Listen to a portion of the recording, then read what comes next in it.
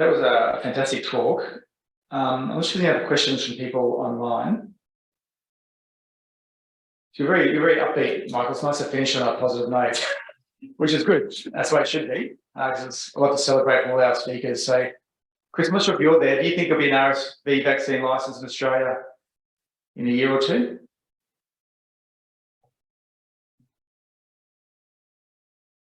You're muted, Chris, at the moment. Yep, there you are. Yeah, that is a good question. I'm not as optimistic that we'll have one in use in a year or two. I think there's probably duration of protection issues that we need to understand first before we get I would really want to see second-year data before progressing. I think the original Novavax adult trial had some reasonably encouraging first-year data and then bottomed out on the second year. So I do think we need to have a little bit more time on this space, but actually the acceleration of these vaccines over the last couple of years, it actually really excites me that there will be one in the near future. Michael? Chris, are you basing that on an NIP listing or just a TTA drug registration? I'm thinking about NIP listing because I think that's what consumers and most clinicians are thinking about. Yeah, I suppose if the question is about whether it is registerable at this stage, it could easily be registerable in a year. Michelle, both Chris and Michael have mentioned RSV and immunocompromised hosts, like what you're familiar with. Do you see much RSV clinically in this sort of population? Yeah, I certainly do, and it's of big interest to me. So I look after very immunosuppressed adult population, and we often see RSV vaccine or therapeutics in that space would be highly needed. And are there any trials, Michael, of that adult vaccine? I'm sorry, I've heard a few vaccine trials. I can't specifically in the immunocompromised host, or is it more just in the older adult population at this stage? At this stage, no. The concentration really has been older adults. There's potentially 2 to 4 RSV candidates in older adults. So industry has been focusing on getting it into that population. But as what happened with the herpes zoster inactivated vaccine, the flow down now will be to compromised adults, and usually that would go down to 18 initially. There have been theoretical concerns around the use of the natural in terms of autoimmune disease, but there is now potentially a decade of those who have been followed with AS01, and that hasn't really seemed to have come to light at this point. But that's really why these vaccines, I suppose, and particularly adjuvanted vaccines, have this sort of cautious step down approach.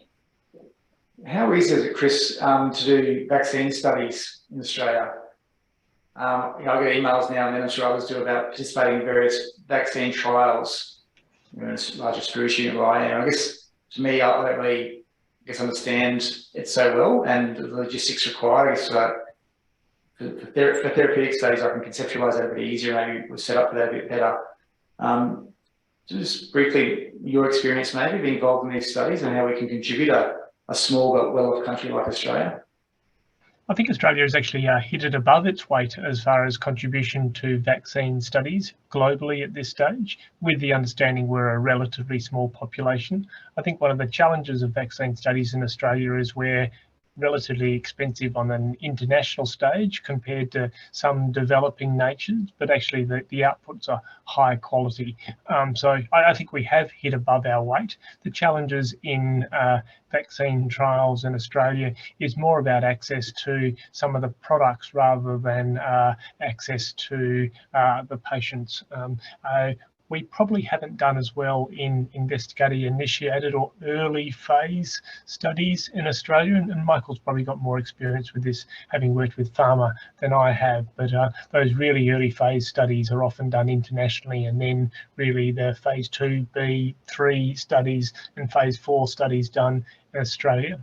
I think it's important to highlight that, particularly with some of the respiratory viruses, often companies are looking for a southern hemisphere site to prove basically efficacy in a southern environment. So that's where Australia really can contribute, and I think they will in the RSV space. And Michelle, with the CMV studies, how have you found that? Have you found industry welcoming, and how have you found being involved with some of these pivotal studies? So we've been involved in some of the drug studies, and like Chris, we punch above our weight. We were the second greatest global recruiter in one of the Maribavir studies. So again, good access to great patients and good quality data collecting. It is expensive to have these studies out here, and I wish we would be involved more in vaccine studies. So if there is a RSV vaccine study in my population, I'd be really interested.